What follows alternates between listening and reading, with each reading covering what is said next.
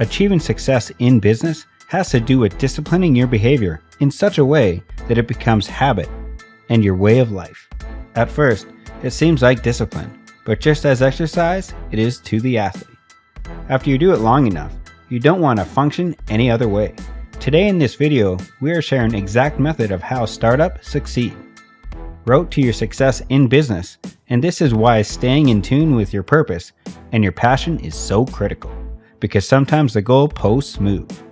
What may have been your purpose 10 years ago may have changed now, and what was once a labor of love has become an uphill struggle. You don't necessarily have to stop and start again, but you do need to stop and course correct in order to be able to set off with renewed vigor. Your purpose and your passion is what drives your motivation, and people who are unable to motivate themselves must be content with mediocrity, no matter how impressive their other talents. You must have a clear grip on resources. With resources in business world, we mean money and time, but also people and their knowledge.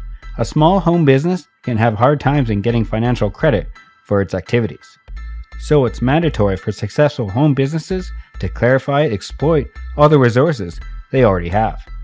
It is not possible to start any venture without adequate finance and people to support it. The way to create and use these resources in the beginning will make or break your venture. If you're short of money, you could ask help to friends and family. Your family could also help you with people that work in your project for the first few months, saving you a lot of hassle with human resources when you're getting started.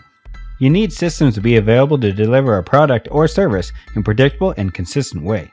All successful businesses have a How We Do It Here manual, also referred to as a policy and procedures manual.